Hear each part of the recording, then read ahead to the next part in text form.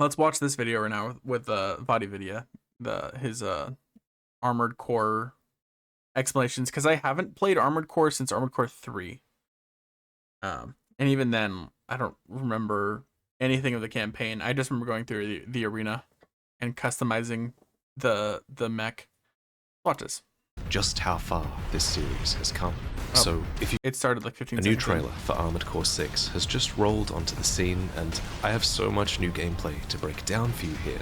But this video will also get you up to speed with how old Armored Core games used to play, because I want everyone to How's the understand audio, guys? just how far good? this series has come.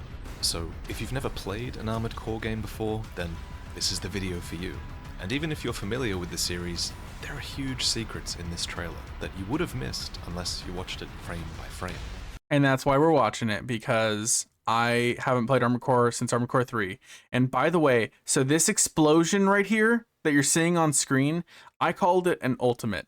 Because you know what it looks like? It looks like an ultimate.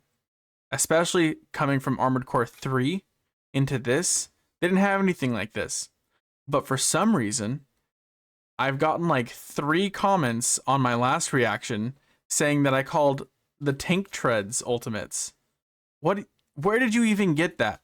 I've played an Armored Core. I know you can swap your legs around. I was calling the explosion an ultimate. So, let's break it down, but not before we catch up on the story. The trailer starts with our approach to Rubicon, which is this devastated planet that was essentially razed to ash with the outbreak of a new substance called coral.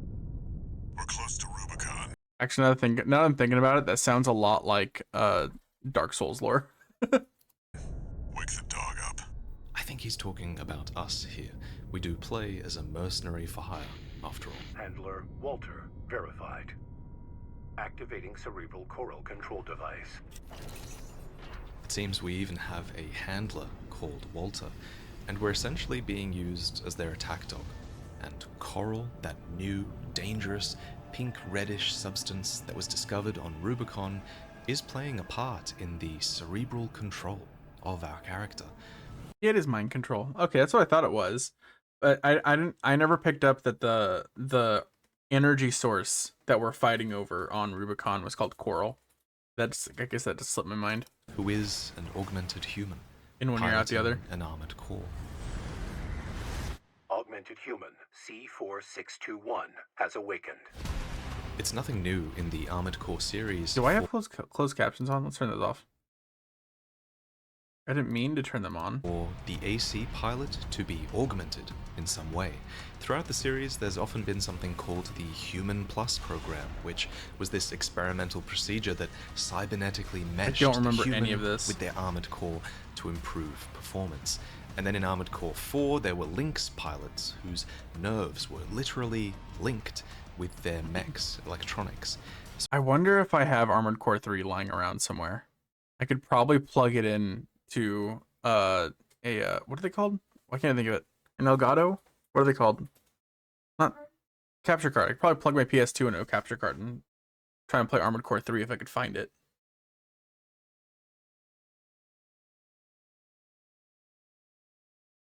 So I assume something similar is the case here in Armored Core 6. We are almost certainly an augmented human because it gives us greater control of our mech. But speaking of control, let's talk gameplay. To date, I've played these 7 Armored Core games, so I'll be showing you clips from these games in order I don't remember this box art for Armored Core 3. That's not the box art I remember. That's kind of funny. to get everyone up to speed and on the same page regarding how Armored Core has traditionally been played, because in some ways Armored Core 6 appears to be very similar to these older games, but in others it appears to be very different. A lot of the movement looks similar, but first really thing I want to talk clean about is boosting. Boosting in Armored Core is when you press a button to activate your thrusters, which significantly increases your movement speed. In older AC games, you can either boost along the ground and try to avoid enemy fire that way, or tap the boost button again to enter a boosted flying mode. And this ability to... One of the really cool, you can see like he's got like the shoulder cannon rockets, and you can see there's like two like floating rockets next behind him. One of the really cool things that you had in Armored Core 3 was shoulder mounted laser turrets, and they sat on a cooldown. They would pop out of your shoulder, and then they would just heat track anything in the area and just shoot laser beams at it. Super cool. All while handling multiple weapons at the same time and managing a lot of different systems all at once. That is at the very core of Armored Core's combat. Now, in previous games, being airborne like this is demanding. It drains your energy bar. The funny thing is, like, the map, this looks super familiar. This looks like it's Armored Core 3 gameplay to me in my brain because it's what I've played. So I don't know if this actually is Armored Core 3 or this is like 2. On the left here. Think of energy as the equivalent of the stamina bar in Dark Souls. Energy is drained by certain actions like moving with your boosters, or when you fire certain energy weaponry, or by activating unique abilities, and it's recovered passively whenever you're not boosting, especially if you're completely standing still, like this. But if you mess up and you completely drain your energy bar, your regen rate will be severely punished, and really looks like enemies Armored will Core make 3, quick but work of you while I you haven't stand played there 4 trying to get it or back. 2, so I don't know. Thus, it's extremely important to watch your energy in these games, and unless your AC is specifically built to be light with a powerful energy generator I always thought these heads looked really funny. and efficient boosters, it's actually really difficult to achieve sustained flight in most of these games. In the first set of Armored Core games, which I consider to be all of these ones, efficient movement was achieved by doing something called bunny hopping, which required you to activate and deactivate your boosters like this. This allowed you to ascend figured and out be to do avoidance this of enemies, without, and then you could recover your energy as you free without, fall like, down, being in the only community to or start the anything, or process anyone telling again me to. and maintain your momentum when you hit the ground, as long as you time it properly. Your bunny hopping. But then in Armored Core I never 4, learned how to bunny the hop series in was revamped combat, in a though. really big way, and Whoa. mechs overall became faster, more energy efficient, and more airborne. So the whole I heard that 4 was like so fast you like couldn't keep up with it. Like it was too fast. bunny hopping thing wasn't really required. And in Armored Core 4, the player was even given a dedicated button for side boosting, which allowed you to trade a chunk of energy for this. I will say that looks instantaneous really speed fucking boost cool. in any direction. This Just change to the game almost pure was huge, and aerial while combat. I kind of missed the whole bunny hopping thing, as I enjoyed doing that. Side boosting was new, and that also required a lot of skill. I could see timing, why it was and too it fast. just allowed the game to be played at a faster pace. And when I say faster, I really mean faster. Armored Core 4 requires crazy reflexes at times. It's frantic. It's Yeah, just the dizzying, side jumping, he's losing his target like crazy. the speed you play at, and that's especially true when you're fighting another mech that uses all of the same side boosting techniques as you do. And then there was Armored Core 5. I wonder if it'd be worth it to make a lighter or a heavier mech for 4, because it was so fast, almost too fast. Would you want to go for a heavier mech so you wouldn't be as fast and you could be a little tankier as well? Because if you're too fast, slowing yourself down for more armor, that would actually be kind of good. But at the same time, I don't know. Hell no, you die. Okay, that's what I thought. Because if you slow down, you're dead. Okay, that was my question. Like, was it worth it to slow yourself down a little bit so that you could because then you'd get a bonus, you'd be slower, and you'd get another bonus, you'd be tankier. But that you'd be slower is actually a detriment, not a bonus. That was my main question. Which was way more grounded and way more weightier and very divisive from what I hear. Anyway, the reason I'm talking 5 about was boosting, divisive? I heard 4. So I heard 4 was like the Dark Souls 2. Like it was really bad, and then there was 4 for Answers that was really good, and then 5 was okay. I need to look into that more. is because the big question for many fans was how fast Armored Core 6 would play. Would it have this methodical momentum like the first generation of Armored Core games, or would combat be frantic like in Armored Core 4? No, 5 is the Or would Dark things Souls be 2. more Okay. grounded and slow like in Armored Core 5? And now that we've finally got gameplay of Armored Core 6, we can answer those questions, and I think that Armored Core 6 kind of looks like it has elements of all of the previous Armored Core games. 6 looks like it's faster than like 2 and 3, but not as fast as 4, which looks good. And it still has like all the side boosting and everything like that. And it also looks like you can stay airborne for fairly long. Can actually comprehend what's going I'd be interested. We got all the gameplay footage. I would be interested to see the HUD during this gameplay footage, though. That's one thing. I'd want to see like the stamina, the ammo, things like that. On screen, so it can't be as fast as Armored Core 4, but it does retain the side boosting ability from Armored Core 4, so that's fantastic. Yeah, There's just some keep it on evidence in screen. this clip that you can fly in a sustained manner, so maybe it's not really grounded like Armored Core 5 was. But then there's this heavy tank build that does look like it plays more like Armored Core 5, so maybe there is a bit of groundedness. It probably has to do with your build, because you could probably play on the ground, or you could play in the air, very mobile. You're probably going to be really mobile either way, but maybe the tank can be faster on the ground and with heavier gear, so you could attach like anti-aerial cannons to your shoulders and things like that are heavy, and then go tank treads. You can still be fairly fast, but you're just limited to the ground. Well, if you go for like hover legs or skinny legs kind of thing, you're more of a middle. You're a little tankier, you can have a little bit more weight with mobility, and you kind of in the middle area. And then if you go light legs or hover legs, Meow, meow, choco chow. you could probably fly around a bunch and be really agile. Hey Alex, how you doing? That's how I'm thinking they're probably gonna do it. They're probably gonna do it like, if you're heavy, if you want to go for really, really heavy artillery, go for trank teds, and you're gonna be ground bound. Tank tread tanks. That depends on your build. There's a bit of everything here, but luckily for me, the producer of the game has clarified, stating the average movement speed across the game is somewhere between Armored Core 3 and Armored Core 5, he says. But it does have between 3 and 5. No, 4 was really fast. Bursts of speed. Let's see.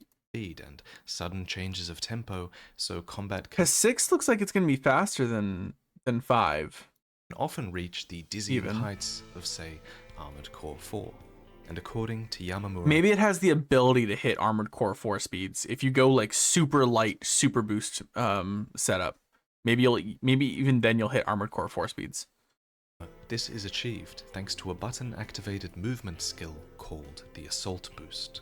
Assault Boost is an offensive action that helps close the gap between enemies and lets you quickly go from long distance to close range. It will also provide some incredible chain abilities when fighting.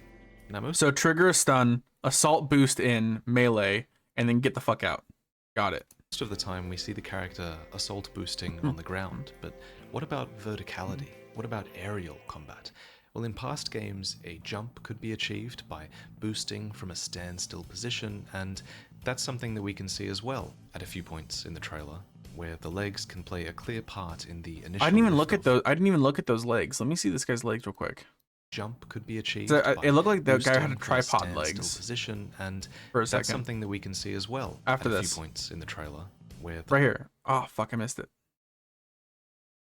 725. There we go. well Whoops, didn't mean to click off it. at a few points in the Come trailer. on, I'm shit at this. Right here.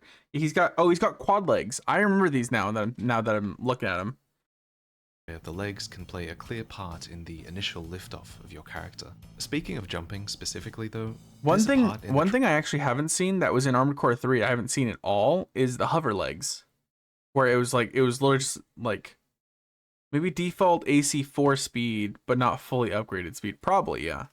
So Enrique, because you played all the Armored Cores, you remember the hover legs from Armored Core 3? Did those continue?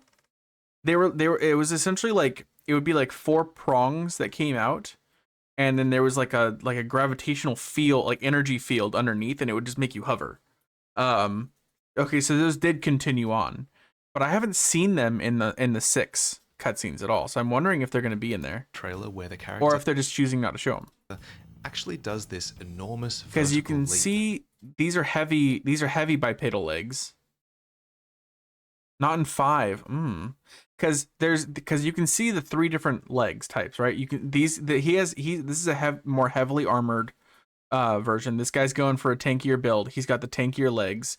You see in the cutscene a lot the super scrawny legs, and the Armored Core that is in most of the trailer. It has like the average legs. But If you look closely, they're actually doing this on a jump Besides the pad, Trank Ted. which is not unlike this I keep on saying Trank Teds instead of Tank Treads. What the heck?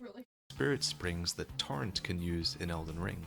The 4 vertical lights here probably extend high into the air so that it's clear where these jump pads are located in the world, just like you can see spirit springs from I would be far really away interested to as see if well. Armored Core 6 is The going to be fact like that open these world. jump pads are necessary at all suggests to me one of two things. Either aerial abilities are significantly reduced for all mechs across the board in Armored Core 6 compared to previous games, or it suggests to me that maybe aerial abilities are just significantly reduced for some heavier builds. So these jump pads might just be a way for all mechs to achieve verticality. That would in be the a level cool and design. to be able to progress regardless if they have a heavy or light design. Which brings us to the topic of customization. Ooh, customs. Armored Core's gameplay doesn't really just start in the missions. I love it starts all the when you customization. first build your mech in the garage. This is somewhere you return to Armored Core 3. all the time and experimenting with mech design. I spent so much time on this screen.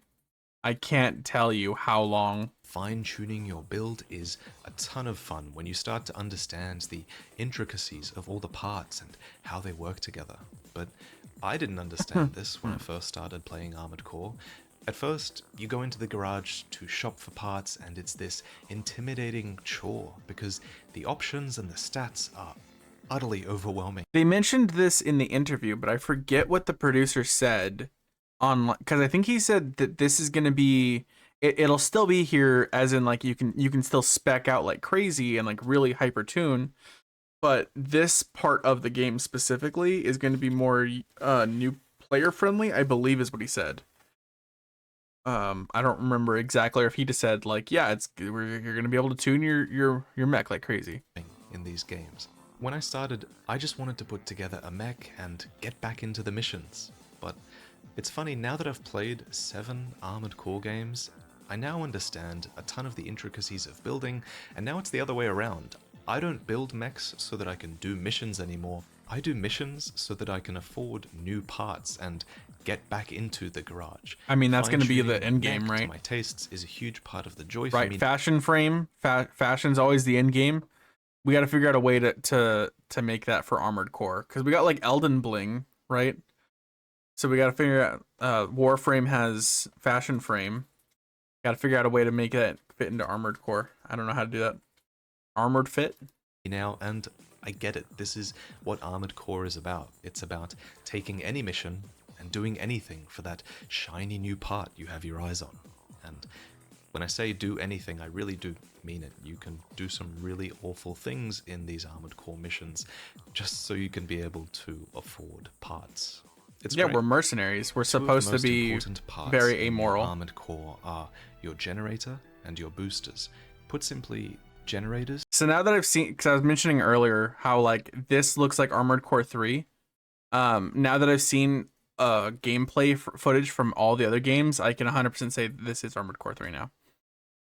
Determine how much maximum energy you have. I can't tell you what any of the other ones are, but this one's Armored Core 3. And how fast you regenerate that energy, and boosters determine the power of your thrust, the direction your thrust favors, and also how efficient that thrust is. And then also the dreaded attribute that you always need to be aware of is weight, because every part in Armored Core has a weight to it, and it's because of this stat that I would argue that the next most important part of your mech are its legs, because it's those legs that determine how much weight your AC can carry. Go over your leg's weight limit and you're gonna have a bad time. Typically, your legs determine whether you're a lightweight or middleweight or heavy build, but on top of that, legs can also I give think that's different where like properties to the your mech. trank. Just Oh listen my to this god, I said quote it again. from The tank game's treads are going to producer. come in. With Armored Core 6, one area we focused on was to make sure that the customization aspect is not just about parameters going up and down and numerical values changing, but how these changes are reflected in the feel of the action. As much as possible, in particular, this is reflected by the leg parts, which control the AC's movement. And in the new trailer, we do see a variety of mechs where it's very clear that their legs... Yeah, we got the quad legs. So we've seen the quad legs, we've seen skinny, we've seen heavy, we've seen average bipedals.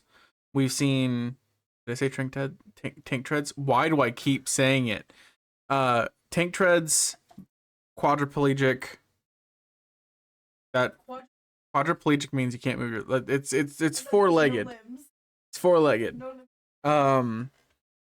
Quadrupedal, I guess. Yes. Yeah. So we've seen tank treads, quadrupedal, light bipedal, heavy bipedal, and average. Tank legs, tanks. It's a tank. It's a trank. So I don't remember if there's any like, I mean, there's variances between all of these as well. So that's going to be really interesting to see. But I think a lot of it's going to have to do, I feel like the legs are going to be kind of, oh, well, how heavy do I want the mech to be overall? And then you have to choose your legs based on that. Just based on what he was like talking about on like, can we fly? How movable are we? Because you see the guy with like the super scrawny legs flying around the whole time pretty much. But then the tank guy is, because he's using tank treads, just along the ground the whole time. So I think that's going to be what it is. Don't bet me on it. A huge part of the way they play. Take the tank with tread legs, for example. In previous games, I never found a use for tread legs. This is what it looks like using tread legs in Armored Core 3. But this is what it looks like using tread legs in Armored Core 6. These legs clearly fundamentally change the traversal method of the mech, allowing them to charge enemies and destroy them, and drift as well. Y'all never drifted a tank? To me were these quad legs, which traditionally have allowed the player to fire back-mounted weapons while moving, as seen here. With most other leg types, these back weapons require you to stand still. But in Armored Core 6's trailer, these quad legs can also do this. They can jump you high into the air, and then they transform into these additional boosters which seem to help this AC hang stationary in the air and deliver death from above. So maybe the quad legs are gonna be like how you can fly better. Sustained vertical flight actually isn't a big part of Armored Core 6, then these could be very unique indeed. Most clips in the trailer do show the player with standard bipedal legs, but even these do seem to have additional boosters attached to them, which might be cool. But these bipedal legs have to be my favorites from the trailer. They're not just bipedal legs, they're reverse-jointed bipedal legs, which is a type that has traditionally helped you with jumping and aerial movement, springing you further up into the air. So yeah, because we see this guy in the air a lot. We see this mech do an insanely fast jump dodge here, and these legs also seem to give them a unique attack. They do a dismantling kick here that is probably similar in function. I can't wait to see the variants. It's gonna suck if it's just be fast. Fast is the way to go. Go fast, and you win. It's gonna suck if it's like that. Which it feels like it might be, because generally that's kind of the rule. Go fast, you win. In a lot of PvP games, but I'm interested to see how they're gonna balance it for the PvP. To the charge attack that we saw earlier with the tread legs, and it absolutely obliterates this wheel droid.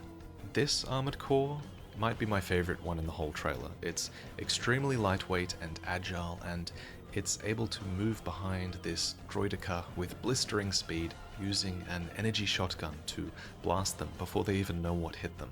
Now, I've had fast ACs in previous games, and they're usually really hard to play, but this is on a whole nother level of fast ACs, and what makes this one special is its turning speed.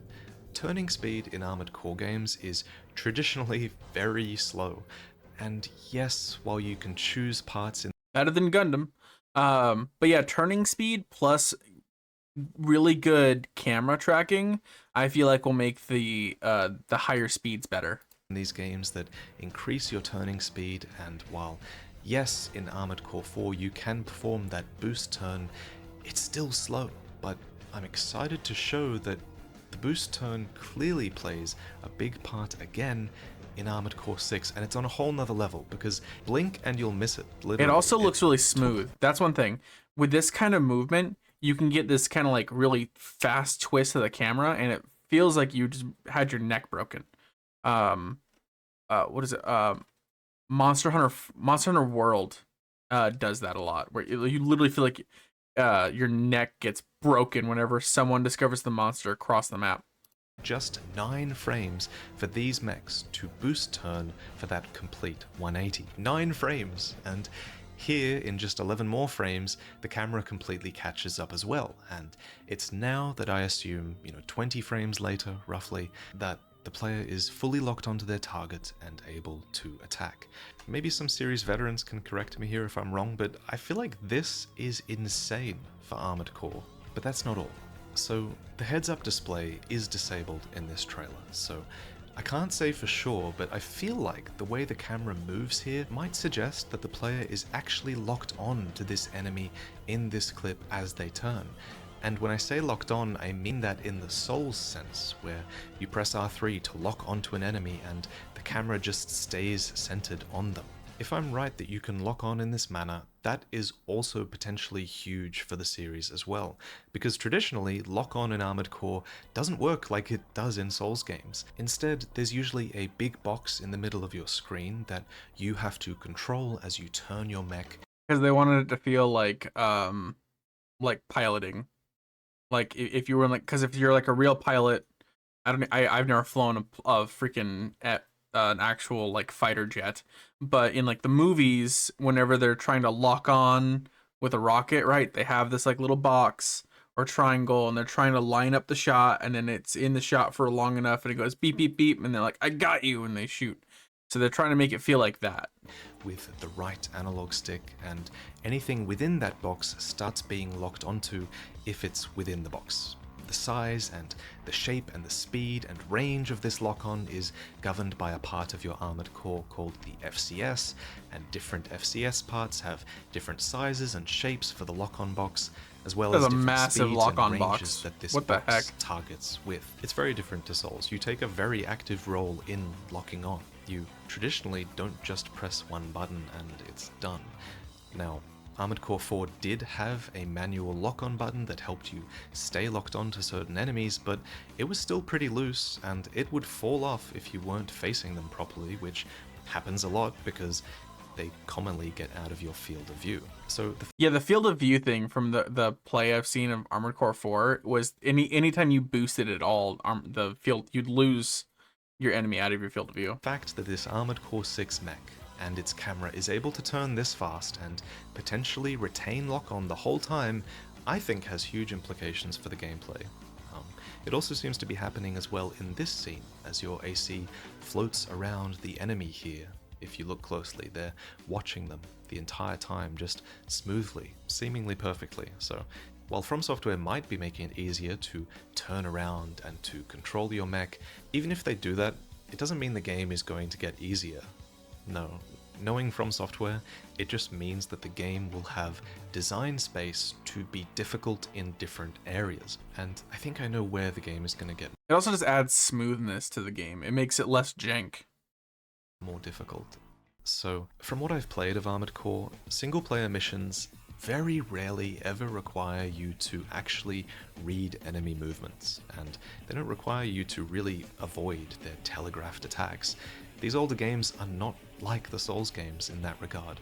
At most, I don't you'll be remember able to I don't remember any of the Armored Core 3 story at all. maneuver slow missiles at a distance, or try to outpace machine gun fire when it's closer up to you. And this is especially true in Armored Core 4 with its side boosting. But even then, I feel like flying Armored around Core has most of the always time. been about the mech versus mech. With like the community, what people actually loved about it, right? Like the story was okay. I don't think anyone really played the games for the story.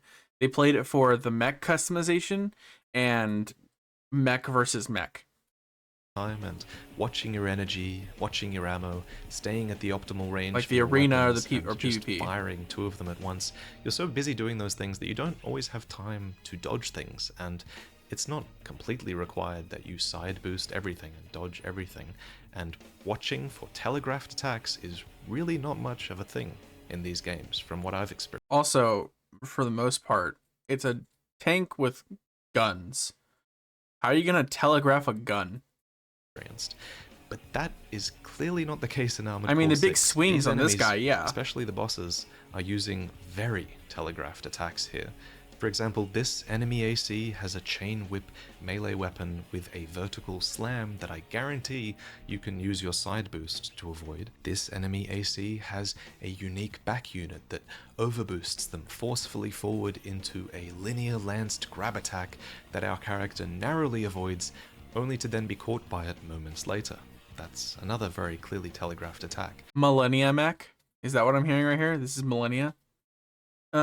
Is almost like Final Fantasy. Most of them are their own story, yeah. This spider-like mech has a slow laser beam followed by a pincer slam that the character boosts away from. Yeah, Not to mention there's this in order to female telegraph voice. attacks, they have to be physical. You can't just telegraph the like guns. Well, I mean, like you can if it's like a charge up and there's like a visual effect. And you can see like energy gathering, but like a normal gun, you're not really gonna see it. That warns us to watch out. Watch out. And in another clip warns us about a choral response from the generator. So I think these things might actually be mid-battle warnings, not unlike Sekiro's own attack warning system. And this I need to boss play might be the Sekiro. best example, though. It has these two giant club arms that rotate horizontally in one animation and slam vertically in another. I don't think I'm wrong when I say these attacks would not look out of place in a Souls game, and again, from my experience with Armored Core, these sort of attacks are not common in those games. This is new. We know from past interviews that From Software actually spends a ton of time in the Souls games designing enemy attacks and animations to be properly telegraphed to the player so that the player can recognize patterns and react appropriately. So I will argue that this is They've also said that they've learned a lot from like in that exact interview that we're talking about with the producer. He said that they're pulling a lot from every game they've ever made, right? Because that's what they always do, right? It's the one step closer to the perfect game. That's what Miyazaki's been doing for the Souls series, right? You had Demon Souls, Dark Souls 3, Bloodborne, Sekiro, and then it all culminated into Elden Ring. He's always trying to one step closer and see what works, what doesn't. And I feel like with Armored Core, they probably took this same approach.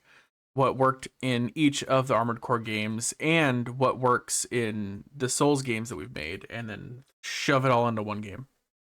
is actually a huge design component of what makes a game Souls-like at all. I know the word Souls-like is overused and memed to death, but I think Souls-like combat is very much about the dodge roll, and the dodge roll only works if enemy attacks are very clearly telegraphed. So I think these telegraphed attacks are a Souls-like element. And on that note, I kind of want to call out that a lot of people criticized me for my last video on Armored Core 6. In that video, I speculated, based on solid evidence at the time, that Armored Core 6 would have some Souls-like elements. I argued that From Software have learned things from the Souls series that they will almost certainly apply to their storytelling and their combat design, and I stand by that statement. In fact, I think I'm being proven right with these telegraphed boss attacks, and potentially also with the new Why lock-on wouldn't method they as well. learn And from you can their tell own I'm game? really defensive here, but Why wouldn't they learn from their own game and apply it to the new one? Why would they just say, no, Armored Core is good enough as it is? Why wouldn't they learn from their biggest flagship series and apply it to this game? Yeah, of course he's right. Anyone who's saying he's wrong isn't thinking. But like, many commenters misrepresented me as if I said that this would be Dark Souls, but with mechs. But I never said that. Again, No. I think this will still It's gonna be an Armored Core game at its heart, but I'm confident that there will be some new elements that Souls fans will be quite. I'm thinking it's going to be open world ish, not like Elden Ring open world, but like Dark Souls 3 kind of open world. I think it's going to be open world ish, like a linear world, but you can like go back and forth and explore. Open world ish. I think there's going to be a currency that you can lose upon death. I think there's going to be, and I think bosses specifically are going to be fairly like energy melee heavy, so that way they have and those abilities are going to be very punishing and very hard hitting. So just like how Dark Souls is, very telegraphed, very slow, very hard hitting attacks. You just have to know when to dodge it and know how to deal with the boss. And all of those things are just Dark Souls things. And I feel like those are going to be part of Armored Core probably in the main story. I don't see them not doing like the linear open world. I don't see them doing like the old Armored Core style where it's like a mission select and you're like, "Oh, I select this mission." And then it plops you down in the middle of some place and then you have like an area where you have to complete a mission inside of. Um that's where I remember Armored Core being, like Armored Core 3. And what I'm thinking of with that is also like old first person shooters also did something similar. Like I'm thinking of like Splinter Cell, SOCOM, um this not Navy SEALs game I played the crap out of. Whereas it's a mission select, you click it and then it plops you into an arena and then hey, here's an objective. Go complete it inside this tiny arena. Monster Hunter World, huge maps we load into for missions. Maybe. But that's kind of what I was saying. Like, I don't think it's going to be that way because that's how Armored Core has been in the past, right? I mean, not necessarily huge maps, right? But like, maybe it has like different cities on the surface of Rubicon, and then like, hey, this mission takes place in this city. It takes place in this city. It takes place in this city. That I feel like that would work if they took like a Monster Hunter World, type of effect. See, I could see your idea working really well actually, being like, hey, we have to go find this insurgent in Delta City, and then they drop you down in like the Delta City base that we have and then say go find him or something like that. I could definitely see it being very like Monster Hunter World type of exploration. Familiar with. But in the end, the game's producer says it best. He says that Armored Core 6 is an attempt to take both the knowledge and experience gained from the development of our previous titles and that's what I was saying, it with the fun of mech customization that the Armored Core series has always embraced, and in this sense we hope to create a new mech action game that is worthy of modern From Software standards.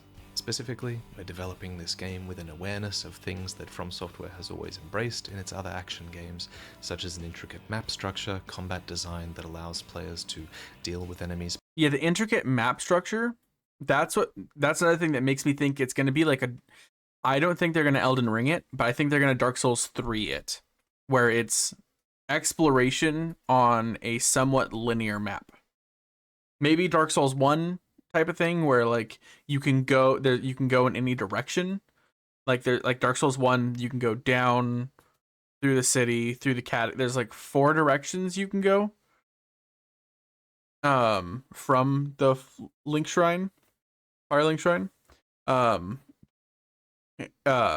Maybe it'll do something like that. I don't think it's gonna be like full open world. I mean, it might be. I might eat my words on this. But I feel like they would have advertised it that way if they were. By carefully observing their movements and the ability to overcome challenging situations with ingenuity and creativity. You know what, Enrique? I bet you $1,000,000 gil that it's the Dark Souls 3 map style. And then if you want to claim the Monster Hunter World map style. $1,000,000 gil in Final Fantasy 14. Bet. All right, cool. Signed. Anyway, moving on. So the devs also make a clear point that melee weapons are a huge part of this game. So let's talk about weapons in general in Armored Core. In these games, typically you have 4 main weapon slots. You have left hand and right hand, and then left back and right back. 2 of these slots are usually active at the same time, allowing you to dual fire a huge variety of weapon types. Sometimes you'll want to dual wield machine guns, others you might want to dual fire both missile slots on the back, or maybe you'll want one of each weapon type, or maybe you're this guy and you want your back slot to be taken up by an entire... This was another thing I called an ultimate.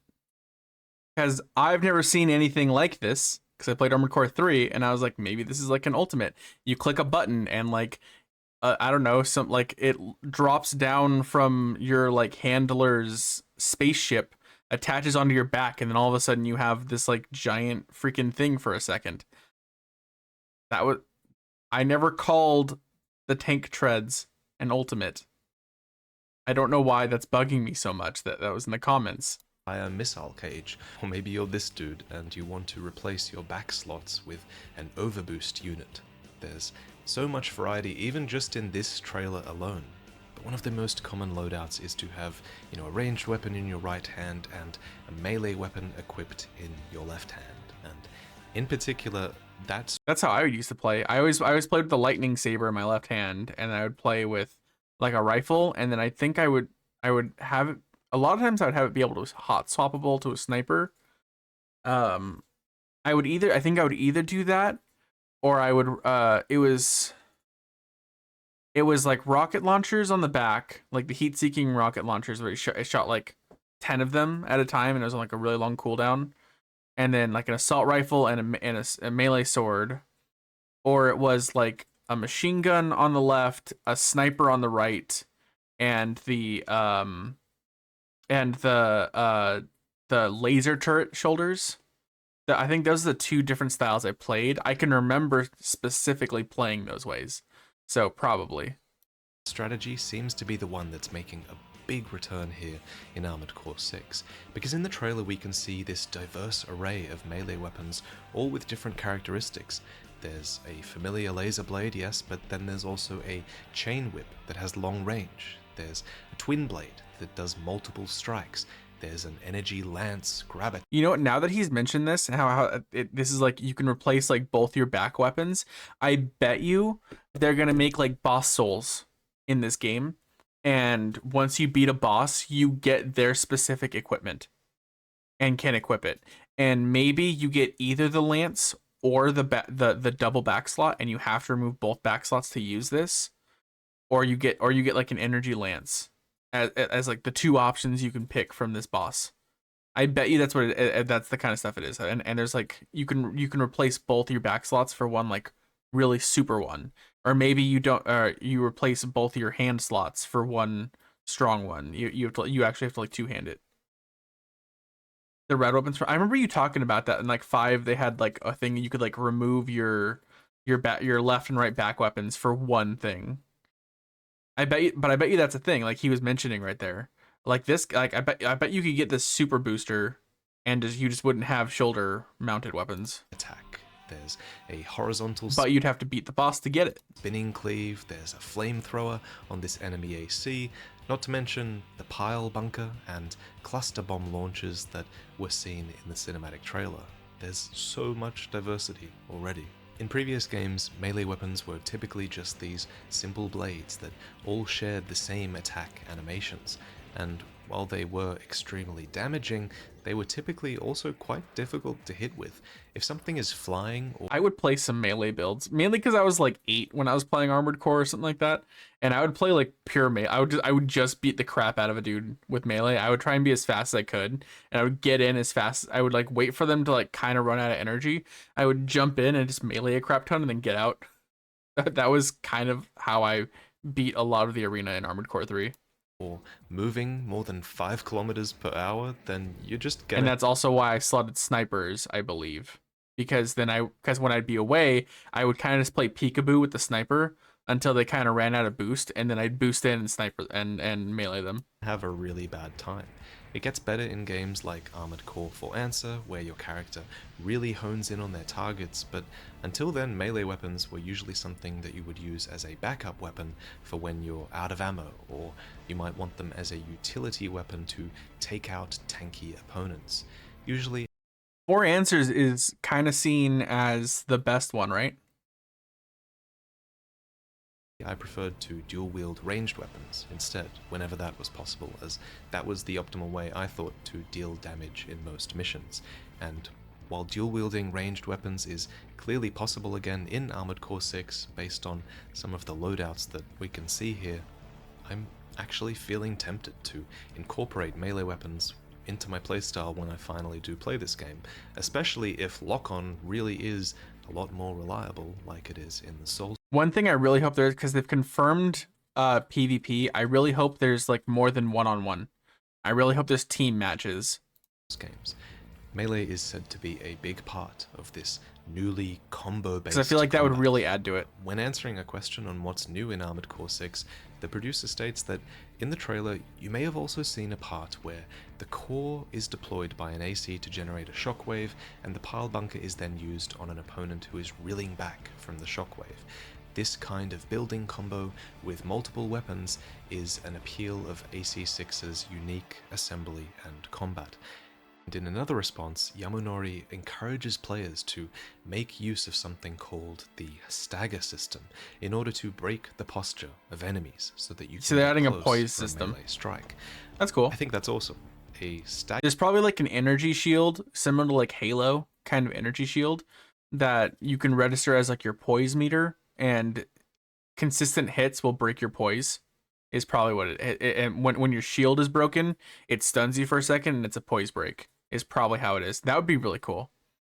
Stagger system sounds like exactly what Armored Core needs to add to give this ebb and flow. I don't know if they would show you the shield meter like in Halo.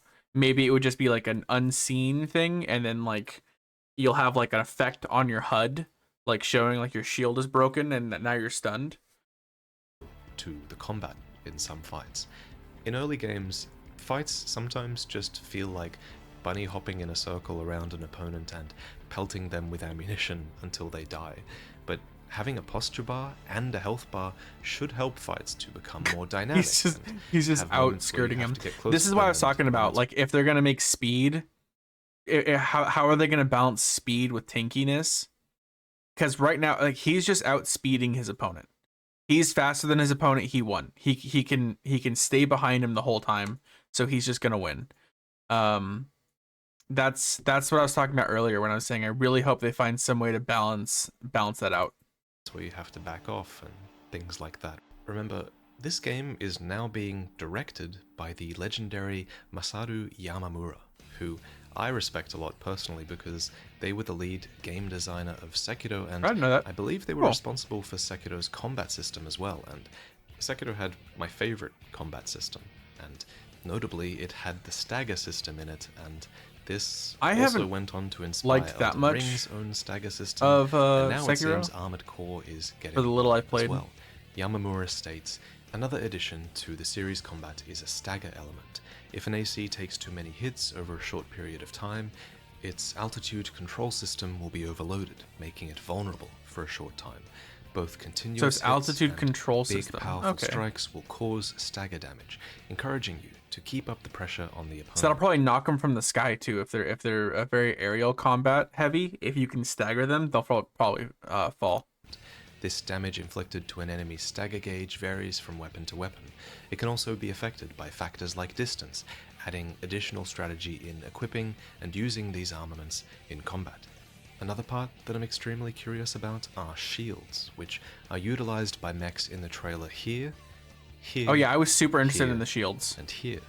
You can see Now, energy have shields, been you in can Armored see Core games physical before shields. as a type of extension part, and while I've personally only tried them once, I didn't like them. I didn't feel like they I was were gonna say I super don't remember one impactful. being in Armored Core 3, So but now that you I'm could seeing either this, I choose remember from them. solid shields that were heavy or energy shields that drained your energy bar when you took a hit. And in this trailer, all of the shields we saw were energy shields that were attached, interestingly, I thought we in saw a back physical one. weapon slot.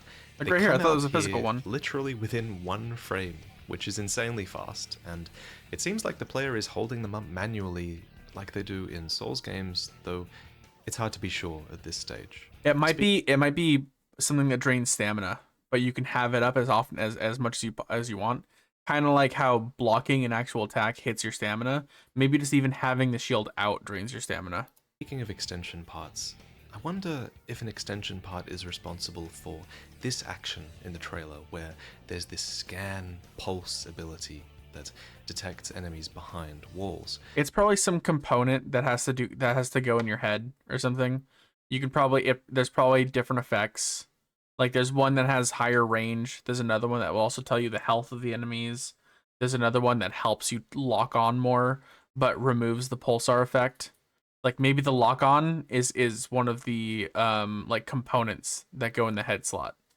and you can either choose to lock on or you can have the pulsar, right? It'll probably be something like that. That's what I'm thinking. Or perhaps it's like in Armored Core V, where there's this dedicated button that enters you into a passive scan mode and allows you to mark enemies hiding behind walls. Maybe that. Locking onto enemies while they're behind walls is a staple of the series ever since the first game. It's a great technique if you have missiles equipped, because you can lock onto enemies with your missiles from behind a wall and then dash out, shoot your missiles, and go back in. I would do it with snipers too. And in fact, in this Armored Core 6 trailer, we see these shoulder missiles Fuck that damn react button. to the lock-on, and the missiles prep as the sensor picks up the enemies, which is a great little detail. But it's hard to know at this stage where Little all these details, utility awesome. items like scanners and shields are attached.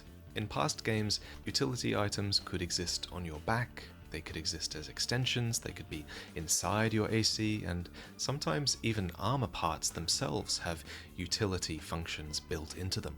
For example, head parts often have an inbuilt radar function. Yeah, that's what I was talking about. Torso parts often have deployable drones or overboost functions, and there are even some weapon arms that straight up replace your standard arms with cannons. Finally, in the cinematic trailer, we see an EMP attached to what seems like the core of the unit, so that might even be an option. We see this explosion in actual gameplay as well. It reminds me of assault armor in Armored Core 4, which was this last resort attack. That's what someone was talking. Someone was talking about because one of the comments that was saying I said that the tank treads were ultimate.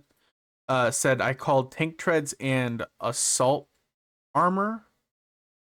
But assault armor, yeah, he's saying assault armor wasn't in 3, it was only in 4, apparently.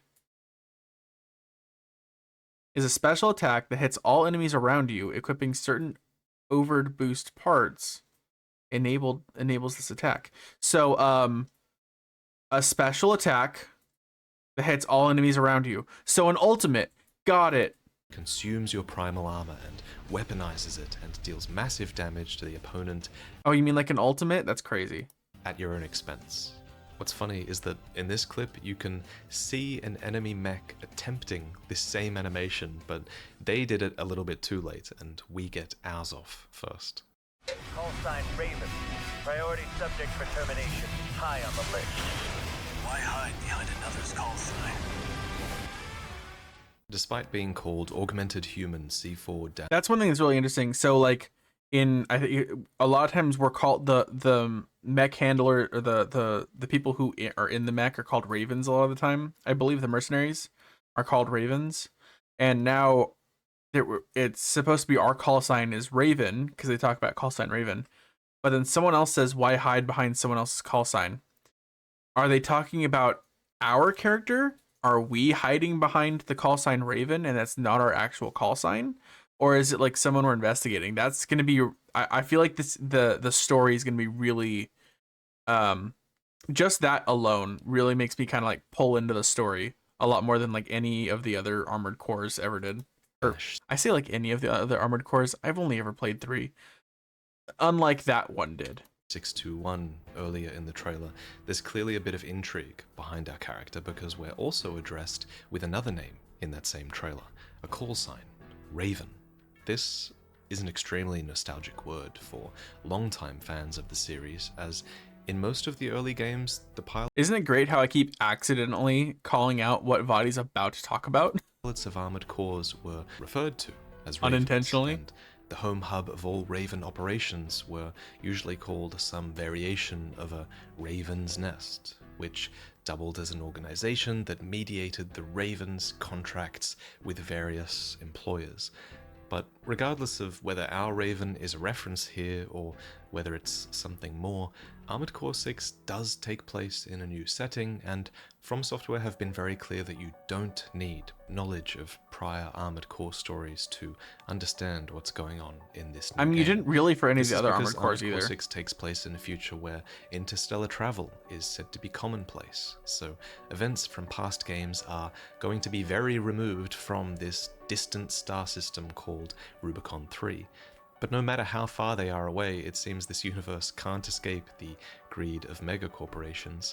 These companies can't resist the siren song of the coral and continue to wage war for it. despite its destructive properties having reduced this planet to ash, contaminating its climate and turning it extremely cold. Therefore, the world that we're exploring is multi-layered. It has these shining mining constructs and energy farms that are built on top of the hollowed-out industrial ruins of the old world, which is defended by the indigenous forces of the planet, even now. Reminds me a bit of my displate that I helped design called Future Souls. Link in the description. But I would be really so one thing that would be really interesting, we haven't seen ever in an Armored Core game, really. So we've seen in Armored Core, I remember like you could see like foot soldiers, actual people like next to you, and you could essentially just step on them. I don't think it would actually let you unless they were an enemy one, but they were super inconsequential, and especially on like protection missions, they were so annoying to try and protect. Mostly you had to protect the caravan anyways on those missions.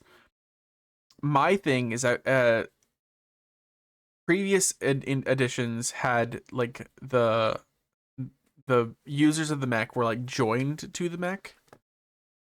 You can just step on people. My thing, so what I'm saying is I wonder if we can leave the mech and if there'll be like an actual like player walk like hub where you're like maybe you're in like a full armor suit so you don't actually customize your character at all.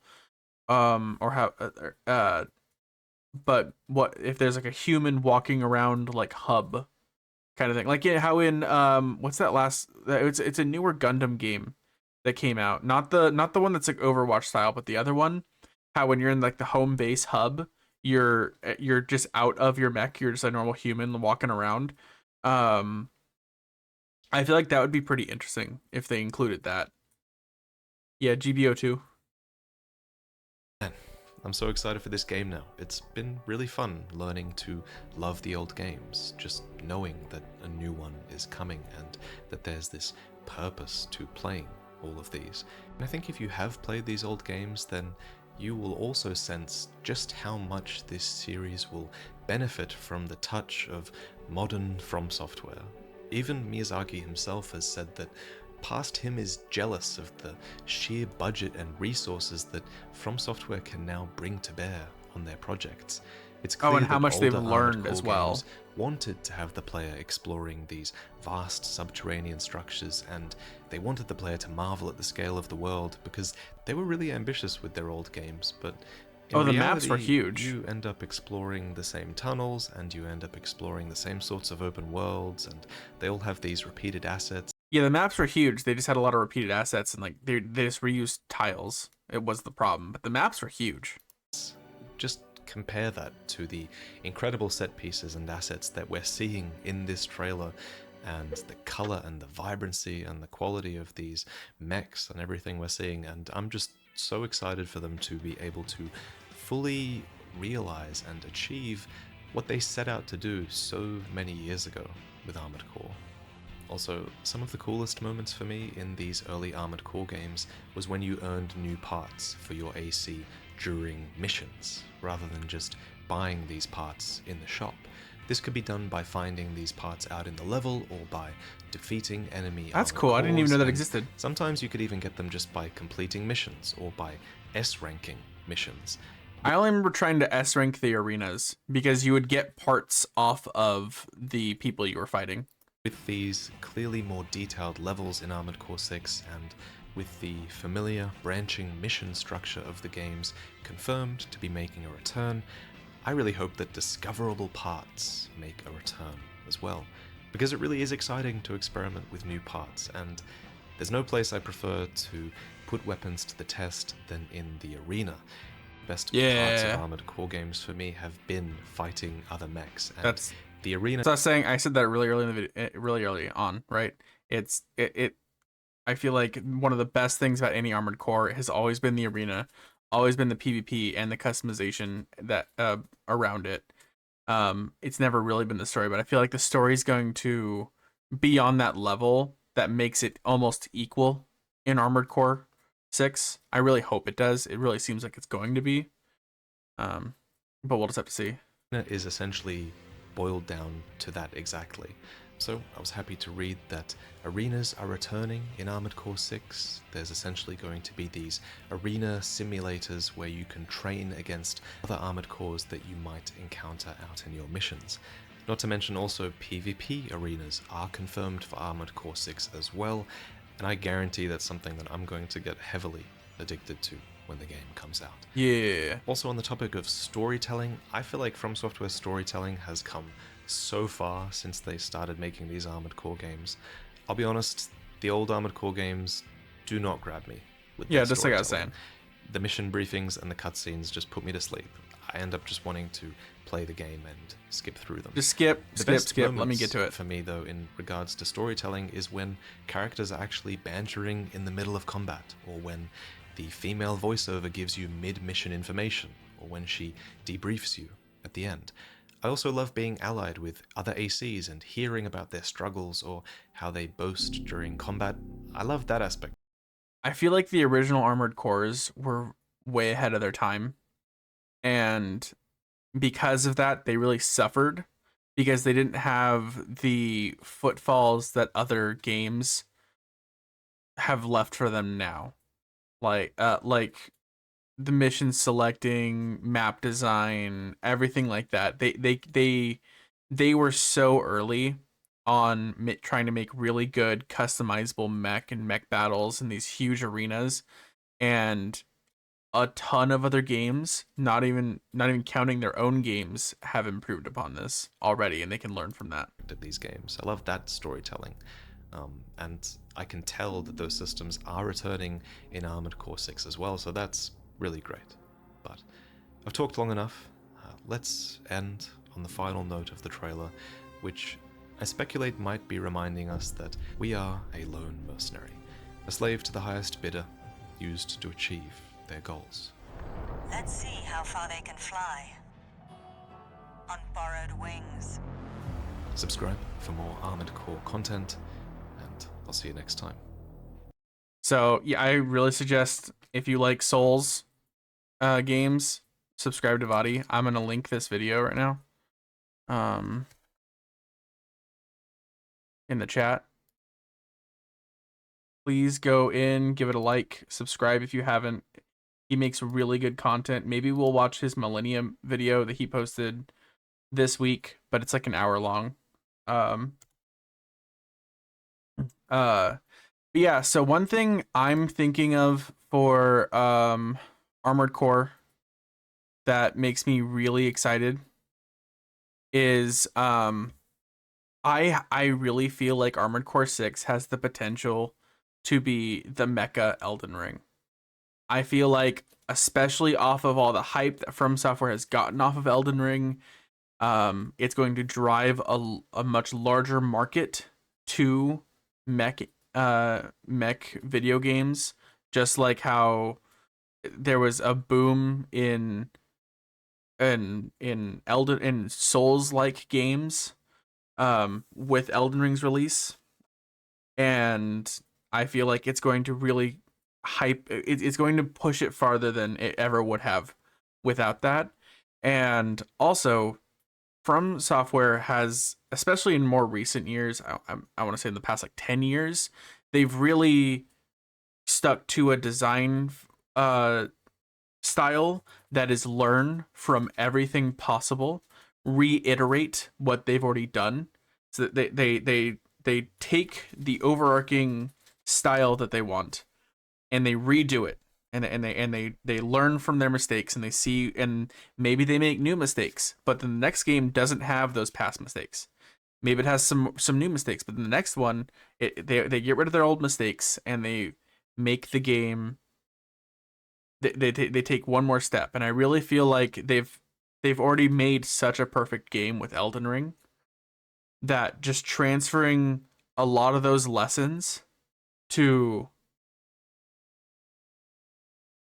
Why is your Little Caesar ad in Spanish? I don't know.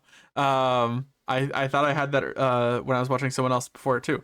But I really feel like they're going to do that with this game. They've learned so much from all the Armored Cores they've made.